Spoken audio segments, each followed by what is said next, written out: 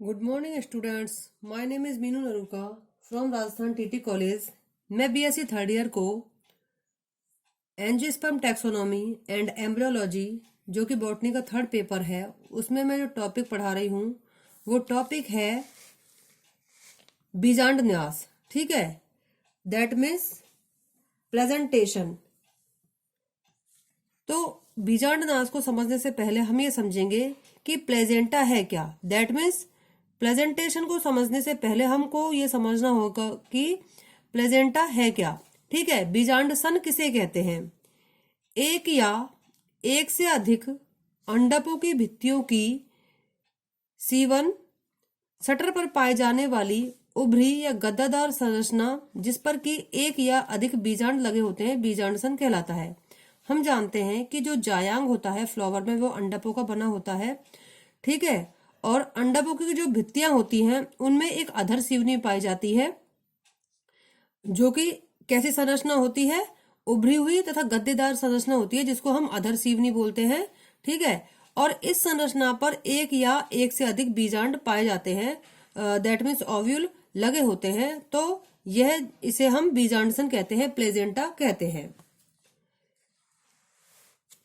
जायांग का मुख्य भाग अंडप होता है, कार्पल होता है, हम जानते हैं। ठीक है, अंडप एक या एक से अधिक हो सकते हैं, ये भी हम जानते हैं। तथा पुष्पासन जिसे हम थैलेमस कहते हैं, उस पर या तो मुक्त रूप से केवल एक अंडप वर्तिका या वर्तिकाग्र होते हैं या आपस में जुड़े रहते हैं। कहने का मतलब ये है कि ये मैं आपको पहले भी बता चुकी हूँ कि जो कार्पल जो होता है जिसके के तीन भाग होते हैं, ओवरी, स्टिग्मा और स्टाइल। ठीक है, ओवरी अंडाशय, स्टाइल जो होती है वर्तिका और स्टिग्मा वर्तिकाग्र। ठीक है, ये तीनों इसके भाग होते हैं। तो ये जो थैलेमस पर अगर एक अंडप होगा तो वो मुक्त अवस्था में भी पाया जा सकता है, और एक से अधिक होंगे तो वो मुक्त अवस्था में भी पाए जा सकते हैं या फिर जुड़े रह सकते हैं। जब दो अंडप जुड़ते हैं, दैट मीन्स जब जो कार्पल्स जो होंगे वो जुड़ेंगे वह द्विअंडपी होंगे। तीन अंडप जुड़ते हैं तो त्रिअंडपी होंगे, और तीन से अधिक अंडप जुड़ते हैं जैसे चार अंडप जुड़ते हैं, पांच अंडप जुड़ते हैं या और भी अधिक अंडप आपस में जुड़ सकते हैं। ठीक है, क्योंकि प्रत्येक अंडप अंडाशय, वर्तिका तथा वर्तिकाग्र का बना होता है, अतः अंडाशय के अंदर बीजांड सन पर बीजांड लगे होते हैं। सबसे पहले हमको ये याद रखना है कि कार्पल, फिर कार्पल के तीन भाग। ठीक है, कार्पल के तीन भागों में से जो अंडाशय है वो, और अंडाशय की भित्ति है उस पे क्या है? बीजांड सन लगे, बीजांड सन, और बीजांड सन पर बीजांड लगे होंगे। ठीक है, अब हम सबसे पहले बीजांड सन जो प्लेजेंटा है उसमें बात करते हैं अधर सीवनी, जिसकी मैं अभी बात कर रही थी कि गद्दीदार जो संरचना होती है अंडाशय की भित्ति के अंदर जिस पर कि बीजांड भी लगे रहते हैं, उसे हम बीजांड सन कहते हैं। लेकिन अधर सीवनी क्या है? अधर सीवनी जब अंडप जुड़ते हैं तो जिस तट पर अंडप जुड़ते हैं, ठीक है, ये जो गद्दीदार संरचना ये किस प्रकार से बनती है? जब अंडप जुड़ते हैं तो जिस तट पर अंडप जुड़ते हैं, कार्पल जुड़ते हैं, अर्थात तट पर अंडकों के जुड़ने से उस स्थान को अधर सीवनी कहते हैं। कहने का मतलब ये है कि जैसे दो अंडक जुड़ते हैं, ठीक है, दो अंडक जुड़ेंगे और जिस स्थान पर वो जुड़ेंगे, जिस तट पर वो जुड़ेंगे, तो उस स्थान को हम वेंट्रल शटर बोलते हैं। ठीक है, अधर सीवनी बोलते हैं। जब अधर सीवनी मध्य भाग तक जाकर अंडकों को एक दूसरे से जोड़ती है तो जितने अंडक जुड़ते हैं उतने ही कोष्ठ होते हैं। अब इसको हम इस तरीके से समझ सकते हैं,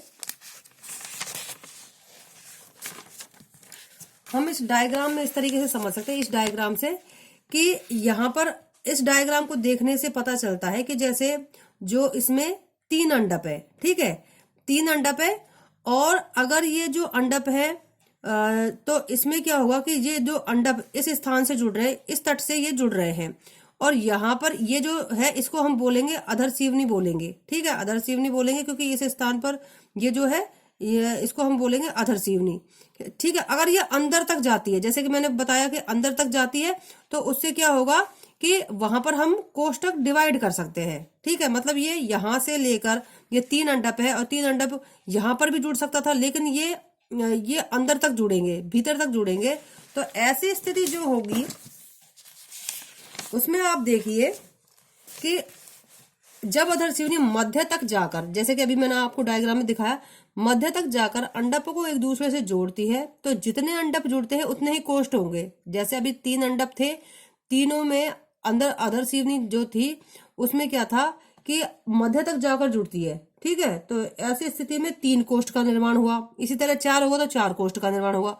परंतु जब अधरसीवनी सिर्फ तटों तक ही सीमित रह जाती है, केवल तटों तक ही सीमित रह जाएगी, बाहरी तटों तक ही सीमित रह जाएगी, तो अंडपों की संख्या चाहे एक से अधिक हो, लेकिन कोष्ठकों की संख्या सदैव एक ही रहेगी।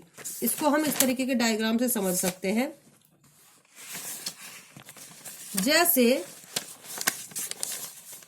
इसे हम इस तरीके से भी समझ सकते हैं, इस तरीके से कि यहां पर डायग्राम को देखने से पता चलता है कि यहां पर त्रिअंडपी अवस्था हो सकती है, लेकिन क्या है कि यहाँ पर जो अधरसीवनी है वो तट पर ही जुड़ जाएगी। तो ऐसी स्थिति में क्या होगा कि यहाँ पर अंडपों की संख्या चाहे कितनी भी होगी, ठीक है, लेकिन कोष्ठक एक ही होगा, यहाँ पर एक ही कोष्ठक है। ठीक है, तो अब हम बात करते हैं, आप समझ गए होंगे कि अधरसीवनी वेंट्रल शटर किसे कहते हैं। तो इस प्रकार से अधरसीवनी पर भी यह निर्भर करता है कि कोष्ठक, दैट मीन्स जो लॉक्यूल जो होते हैं उनकी संख्या कितनी हो सकती है। बीजांड न्यास मतलब अंडाशय में बीजांड सन पर बीजांड लगे रहते हैं, मतलब प्लेजेंटा पर बीजांड लगे रहते हैं। अतः अंडाशय में बीजांडों की जो लगने की जो व्यवस्था होती है उसको हम प्लेजेंटेशन कहेंगे। ठीक है, जो अंडाशय है उसमें जो बीजांड सन, जैसे कि मैंने अभी आपको बताया कि अंडाशय की जो भित्ति होती है उसमें जो अधरसीवनी पाई जाती है, गद्दीदार संरचना होती है और उस पर बीजांड लगे रहते हैं, तो उसे हम बीजांड सन कहते हैं, प्लेजेंटा कहते हैं। और बीजांड न्यास क्या है? बीजांड सन पर, दैट मीन्स प्लेजेंटा पर बीजांड, दैट मीन्स ओव्यूल के लगने की स्थिति या लगने का जो विन्यास है उसको बीजांड न्यास कहेंगे।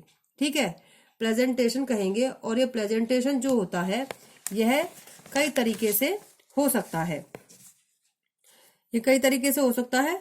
अब हम बात करते हैं बीजांड न्यास के प्रकार की, टाइप्स ऑफ प्रेजेंटेशन। जो बीजांड न्यास होते हैं वो कई प्रकार के होते हैं, जिसमें हम सबसे पहले बात करेंगे सीमांत बीजांड न्यास। ठीक है, मैर्जिनल बीजांड न्यास, मैर्जिनल प्लेजेंटा, सॉरी मैर्जिनल प्रेजेंटेशन। अब इसमें देखिए, एक अंडपी दैट मीन्स मोनोकार्पिलरी, एक कोष्ठकी यूनिलोक्यूलर, मतलब एक अंडप है और उसमें एक कोष्ठक है। अंडाशय में अंडपों के दोनों सिरों के जुड़ने से विकसित बीजांड सन अधरसीवनी पर बीजांड एक या एक से अधिक कतारों में व्यवस्थित रहते हैं, जैसे कि मटर के कुल के सदस्यों में। अब आप यहाँ पर देखिए कि एक अंडपी, एक अंडप है, एक कार्पल है, ठीक है, तथा एक कोष्ठक है और एक ही कोष्ठकी है। तो एक अंडपी एक कोष्ठकी अंडाशय में अंडप के दोनों सिरों के जुड़ने से, ठीक है, अंडप के जो दोनों सिरों के जुड़ने से विकसित जो बीजांडसन होता है उसे बीजांडसन अधरसीवनी पर बीजांड एक या अधिक कतारों में व्यवस्थित रहते हैं। तो ये कौन सी स्थिति होती है? सीमांत अवस्था होती है। अब आप इस डायग्राम में देखेंगे, परंतु जब बहुअंडपी होंगे तो जायांग वियुक्त अंडपी होगा। मतलब सीमांत बीजांड न्यास जब पाया जाता है जब एक अंडपी अवस्था होगी और एक कोष्ठकी अवस्था होगी। दूसरी स्थिति ये भी होगी इसमें कि इसमें जो अधरसीवनी होगी उस पर बीजांड जो लगे होंगे एक या एक से अधिक कतारों में लगे रह सकते हैं। और अगर ऐसी स्थिति हो कि बहुअंडपी अवस्था हो, मान लीजिए बहुअंडपी अवस्था भी है, तो उसमें जो अंडप होंगे वो कैसे होंगे? मुक्त होंगे, फ्री होंगे, अलग अलग होंगे। ठीक है, युक्त अंडपी अवस्था होगी, मतलब कि कार्पल्स एक दूसरे से जुड़े हुए नहीं होंगे। अब आप इस डायग्राम में देख सकते हो कि यहाँ पर एक अंडपी अवस्था है और साथ ही साथ इसमें एक कोष्ठक की व्यवस्था है, क्योंकि यहाँ पर जो अधर सीवनी जो है, ठीक है, वो केवल कहाँ पर जुड़ी है, तटों पर जुड़ी है, भीतर जाके नहीं जुड़ी है, जिससे कि इसको कोष्ठकों में डिवाइड कर सके। तो यहाँ पर केवल तट पर जुड़ गई है। और यहाँ पर एक से अधिक बीजांड लग सकते हैं। ऐसा नहीं है कि यहाँ पर एक ही लगेगा, पर यहाँ पर जो ओव्यूल है वो एक से अधिक लग सकता है। और इस प्रकार से यहाँ पर जो अधर सीवनी जो है उसने यहाँ पर प्लेजेंटा का निर्माण किया है। ठीक है। दूसरा जो प्रकार है वो है स्तंभीय या अक्षीय बीजांड न्यास। इसमें देखिए स्तंभीय और अक्षीय नाम से पता चलता है एक्साइल, द्वि से बहुअंडपी। अब इसमें देखिए द्विअंडपी से बहुअंडपी, मतलब जिसमें दो कार्पल हो या बहुत सारे कार्पल हो, संयुक्त अंडपी मतलब जुड़े हुए हैं, दो है, दो से अधिक है, और क्या जो कार्पल है कैसे हुए, एक साथ जुड़े हुए हैं। तो इस प्रकार के जो कार्पल्स होंगे उनमें अंडाशय में मध्य में एक कूट स्तंभ बन जाता है, मतलब मध्य में एक अक्ष बन जाता है, एक्साइल बन जाता है, जिस पर बीजांड लगे होते हैं। अर्थात बीजांड सन जो होगा इसमें केंद्र में उपस्थित होगा, मतलब प्लेजेंटा जो होगा वो केंद्र में उपस्थित होगा, तथा सभी बीजांड जो होंगे वो मध्य में लगे रहते हैं, तो उसे अक्षीय या स्तंभीय बीजांड न्यास कहते हैं।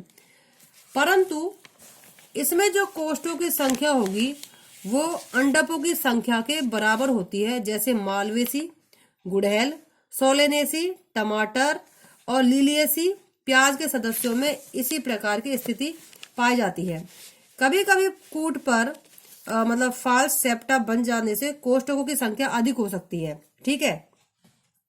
अब आप इसमें समझ ही गए होंगे कि मध्य में एक एक्साइल बन जाता है। ठीक है। और इसको हम इस तरीके से भी समझ सकते हैं कि जो अधर सीवनी 3 अंडप है तो कोष्ठों की संख्या 3 ही होगी। और वैसे भी यहाँ पर आप देखिए जब इसकी जो अधर सीवनी है वो अंदर तक जाकर जुड़ेगी तो यहाँ पर मध्य में एक एक्साइल बन जाएगा और मध्य में ही ये बीजांड न्यास बन जाएगा। इस प्रकार से बीजांड सन बन जाएगा और इस पर बीजांड लगे होंगे। ठीक है। लेकिन यहाँ पर जो एक्साइल प्रेजेंटेशन होता है इसमें मुख्य बात ये होगी कि इसमें जो कोष्ठकों की संख्या जो होगी वो होगी अंडकों की संख्या के बराबर होगी। लेकिन कभी कभी ऐसा भी हो सकता है कि कोष्ठकों की संख्या अधिक हो सकती है, लेकिन इसका कारण ये होगा कि अगर कोई आभासी पट बन जाते हैं, आभासी सेप्टा बन जाते हैं, स्यूडो सेप्टा जिनको बोलते हैं, या फाल सेप्टा बन जाते हैं, तो कोष्ठकों की संख्या अधिक दिखाई दे सकती है। आज के लिए बस इतना ही, आगे हम कल पढ़ेंगे। Thank you.